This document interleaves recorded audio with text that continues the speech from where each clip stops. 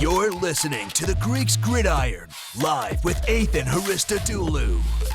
What's up, everybody, and welcome back to the Greeks Gridiron. I am Ethan Hristodoulou, and the NFL season has officially come to an end as Super Bowl 57 has come and gone, and we are left but to react to everything we witnessed last night. I got a lot I want to talk about with this game, my reaction, my thoughts on penalties and the field, and just a lot to get into. So, comment down below. Let me know how you're feeling after the game. I know there's a lot of conversation again regarding the officiating, regarding the NFL's rigged, storyline, script writing, all that mumbo jumbo. We'll talk about it all. So comment down below. Let me know how you're feeling after the game. I would love to hear your quick reactions and maybe some thoughts on some of the things that I'm talking about here.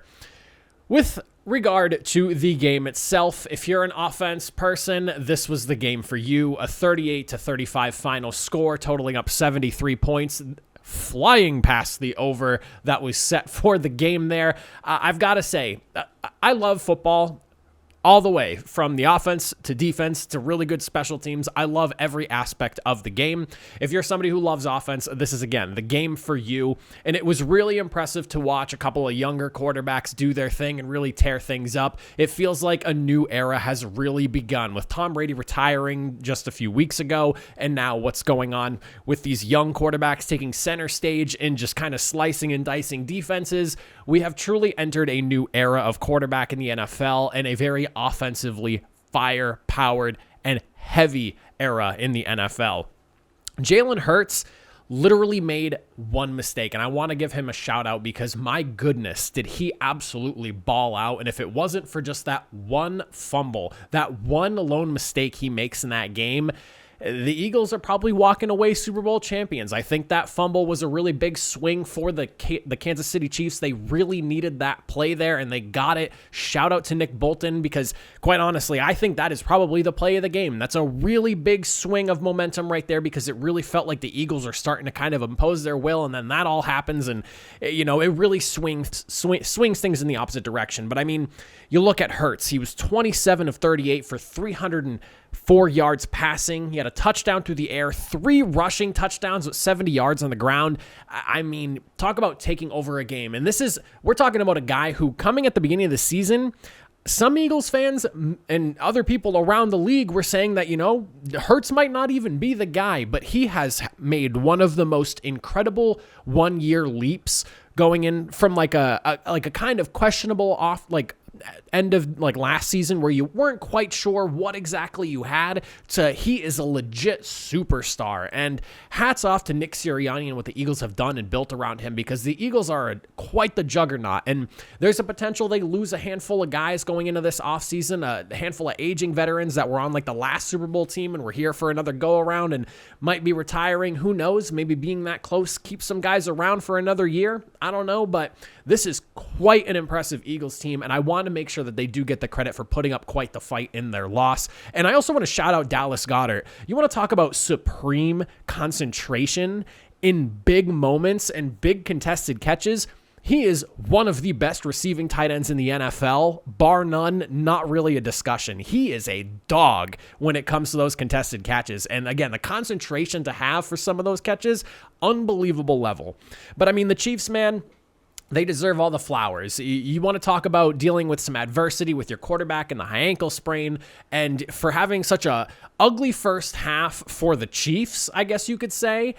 It was quite the comeback in that second half for them to be able to put on the Jets and make some big plays. And a guy that I labeled as a potential problem, Isaiah Pacheco, he didn't quite have the yards I would have expected him to have going up against an Eagles run defense that I talked about being kind of like average to slightly above average when they're at their best. He still was dominant in the opportunities he got. Those 15 carries, he had 76 yards and a touchdown, but it was that average, that 5 yards per carry, where he was just a constant gut punch to the Eagles defense. Really good showing by the Chiefs altogether. And again, Nick Bolton, man, on the defensive side of the ball with the absolute play of the game. I wish I could credit the defenses more, but I mean, we got literally 1 sack the entire game, and it was a push out of bounds 1 yard behind the line of scrimmage as Jalen Hurts rolled out to the left. So, I mean, Not crazy in terms of pass rush, which is a little unfortunate because you had the number 1 and number 2 teams in terms of sacks playing up against each other. The Eagles having the 3rd most sacks in an entire NFL season in NFL history.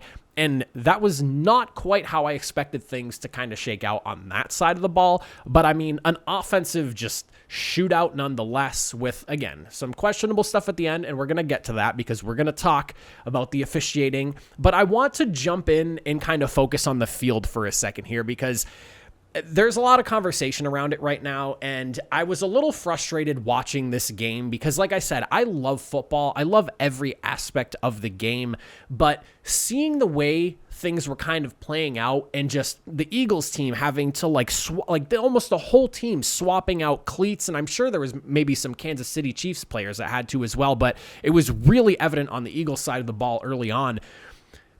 What the hell was the idea with trying out this new grass in the Super Bowl? It's called Tahoma 31 because I had to look into this. So I had to get the details and what was going on because there was way too much slipping and sliding going on. And I think it really played into why there was just such a lack of defense. I don't want to discredit the offenses and the game plans and the scheming and the matchups and everything, but for two teams that were so good at getting after the quarterback and an Eagles defense that was unbelievable when it comes to defending the pass, it just didn't make sense that you're going to bottom out in such a big spot. And I know some people are going to say, oh, well, they played a broken down 49ers team and the New York Giants who shouldn't have been there to begin with. Well, it's still the NFL.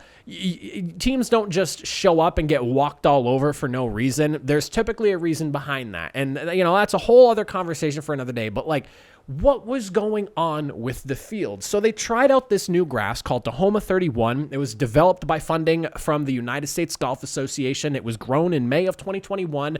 The idea was that they wanted to have this grass be kind of like a showcase for just making the field look really nice. And it was supposed to be this, and this is a quote coming from the NFL field surface director, Nick Pappas, to ESPN. They believed that right now, this is one of the strongest varieties of hybrid Bermuda grass you can get. And yet, it felt like every single play we're watching the grass tear up. A player's slipping in coverage, or a player's slipping running a route, or a defender is trying to turn the edge on an offensive lineman and he can't. Whatever it may be, it was a mess.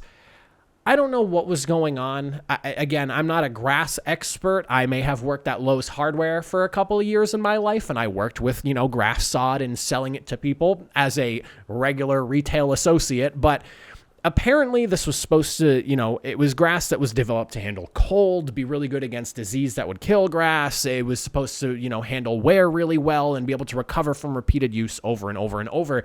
And yet here we are watching players slip and slide all over the place. I'm not going to sit here and say that this is why the Eagles lost or why the Chiefs had their way on their side of the ball or maybe why both sides had their way on the offensive side of the ball, but it was clear that this field was not up to the standard of a game like the Super Bowl, and it just really bothers me as a football purist, as somebody who really enjoys, like I said, all facets of the game.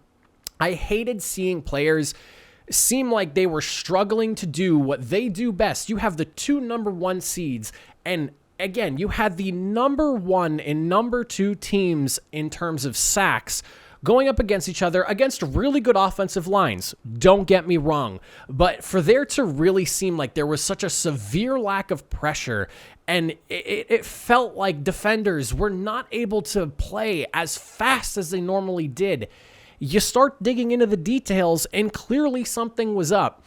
ESPN's Booger actually put up a really good tweet. He was replying to Ari Mirov on this one here, and I'll put the tweet up on the screen for you. Ari Mirov obviously asking, there's really no excuse for the field being this slippery, and then he talks, you're in the desert, it's warm during the day, it cools down rapidly in the evening over there, it creates a lot of moisture on the field, and with the roof being open, it's an issue. So if that's the case, you're going to tell me that not at least one person thought, are we doing this right for are we making sure that this field is going to be in pristine condition come game time today? I don't know. Like I said, I don't really want to sit here and act like this is what causes the game's result to be the way it is, but I really feel like the NFL just did kind of a massive disservice to the defenses, and I could not make this video without at least bringing that up. So I would love to hear your thoughts on that, because for it to be the biggest game of the year and to be watching defenses struggle, and even how some of the guys on the offensive side of the ball as well to keep their footing, because it's a lot harder to react in terms of what's going on the field when you're on the defensive side as opposed to somebody on offense who at least knows where they're going. It's just frustrating to see. So I don't know. I had to vent and get that off my chest. I would love to hear what you all think about this. And just let me know in the comment section down below, because there's clear frustration. Players are not happy about it. Hassan Reddick called it the worst field he's ever played on. He was really disappointed to have to play in conditions like that in such a big game. And it's not like he was trying to make excuses. He even said that. He gave the Chiefs all the credit in the world. It's just a matter of how can this be the field condition that they were playing on in the biggest game of the NFL for the year? I just don't get it. Now, let's talk about the officiating for the NFL, the game, and overall. I'm going to start this off by saying that I do not blame the officials for any of the headaches that fans, teams, players get because of a call being made here or there that they just don't agree with, or they're wondering why it was called here and not why it was called there. I blame the NFL. The way they have structured the rules over the years, things have obviously slid in favor of the offense. You can go back 20, 30, 40 years. It's evident. They want a game where it's all about the points, and we're not being slowed down. I get it. It's how the game has evolved. If you're wondering where my merit comes with all this, well, if you look at the way the game has evolved just in the last couple of decades alone, you can go back to 2003, Bill Polian going to the competition committee following a 2003 playoff loss to the Patriots about how the Patriots DBs are too physical and there was not enough emphasis on illegal contact and all that, and there was quite an emphasis on it the next year. You can go back even further, back in 1993, just a couple, what was that, 10 years later, or 10 years earlier, excuse me. Competition committee, tired of seeing wide receivers getting absolutely demolished in certain instances, decided to ease up rules for the offense, forcing stricter things on the defense, illegal contacts and whatnot, and making the game a little bit more tougher on defenses. In that case, probably necessary because of the way the old days of the NFL was played. Things were a little bit different back then. We'll just leave it at that. There has clearly been an initiative over the years for the NFL to push for this more offensive-heavy style of game, and with that is obviously going to be a rule set that favors the offenses. You can't put officials in a situation like they deal with every single week and expect I guess you should say, some sort of controversial call here or there that, quote unquote, decides the game.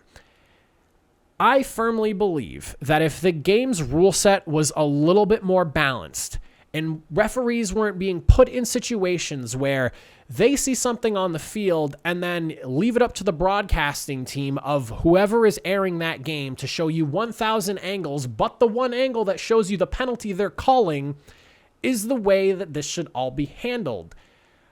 I think that the rules need to be more balanced, whereas we're not looking for a slight right hand around the waist of the receiver. And let me pause and say, I am well aware that James Bradbury said, I was hoping it wasn't going to get called or whatever it was. I don't know the exact quote, but he acknowledged the situation. He acknowledged the penalty. He knew it was coming when it happened, or at least he hoped it wasn't going to get called for. He's acknowledged the penalty. He gets it. I think the Eagles took this loss in really nice grace, but it shouldn't be coming down to that.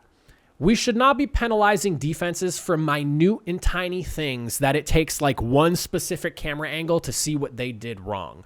I truly believe that it's hurting the game, and it's kind of like, I don't know if alienating fans and even players and coaching staffs at this point is the right word, but a game should not be decided off of something that, like I said, it's taking 100 camera angles to determine if it even happened. A small thing here or there should not be an issue. And honestly, as somebody who loves the game in its entirety, and I love good defense, I love good offense, hell, I love a great special teams play. Kickoff returns, punt returns, a gunner stopping a punt, whatever it may be. I love it all. But we should not be punishing defenses and rewarding offenses for little goofy things that happen. And honestly, I would be okay with forcing offenses to maybe work a little bit more. We have athletes and players that have never been as good as they are today. playing with a rule set that is almost the equivalent of flag football at this point for just the offensive side of the ball. The defenses can hardly do anything. And I'm not saying we should be allowing targeting and players to be able to get clean clocked on slants and there be no penalty. No, but a slight grab here or there should not be costing a team a shot at a final drive in the Super Bowl like we are today. I do not blame, and I cannot stress this enough, I do not blame the officials for the way the end of the Super Bowl played out. Whether you want to argue that call wasn't made all game until that very moment does not matter to me. In that moment, someone threw a flag because they felt like it was necessary. Whether that be because of the way they were taught the rules, the way they interpret the rules, because there's a lot of gray area in those rule books. I don't know if anyone's ever sat down and tried to read an NFL rule book. There are a lot of things up for interpretation in various ways, depending on who is the one doing the reading of that book. There needs to be some sort of rebalancing with the way the NFL handles at least the rules. If you want the game to be more offensive, so be it. I get it. Points, points, points. That's what's sexy. People love that stuff. But to be in a situation like we are today with the NFL, where defenses are being penalized for every tiny little thing, and officials are trying to make these tiny little decisions on, or massive decisions, I should say, on these tiny little infractions because it might get missed and, that's going to go against them, whatever it may be, because they do get graded after every single game. We should not be doing that. We should not be doing that to the officials. And for the people that are shouting, they need to be full-time. They need to be officiating all summer long to keep them fresh, or we need younger officials, whatever it may be. It is a lot simpler than that. All of that is a conversation for something else. When it comes to the rules and the way they are skewed so much towards offense, unless something is done to rebalance that, I think we're going to continue to have this problem. And for me, I don't really think it's going to change because the NFL clearly has that directive that I talked about at the beginning of this whole little segment here about the officiating.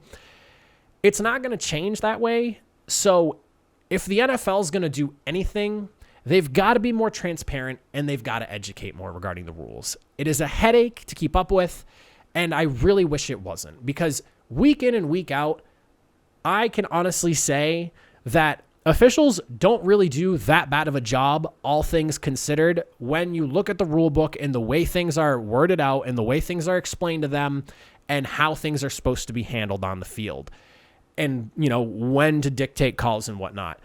There's no initiative of inside the final 5 minutes of a game should we not be calling things because let them play. Unfortunately, that's not how the rule book is written out. It'd be nice if there was something like that because I wouldn't mind seeing games get a little edgier at the end of a game, but that's not how things are called. There needs to be a shift of balance in the rule book, and until it sways a little bit more towards the defense, because right now, if we're looking at a scale, it's like this, offense to defense, we need some sort of changes being done, or we're going to have this conversation after every big game, every single week going forward.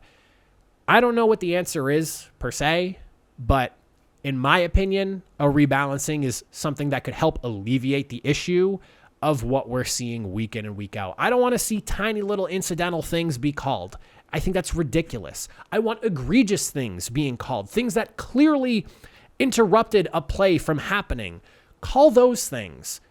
Do not give me a penalty because some guy just happened to wrap his arm around slightly grazing somebody and maybe interfering with the receiver in that play. It's not the official's fault, people. It's the NFL's. They got to do something about the way these rule books are structured so heavily in favor of the offense. But that's it for me. I would love to hear what you all think in the comment section down below. Let me know. How are you feeling about the officiating? How are you feeling about the Super Bowl? What are your thoughts on how awful the field looked this year? I'd love to hear all of your opinions on everything. But if you made it all the way to the end, I appreciate you. Thank you for watching, and have a good one.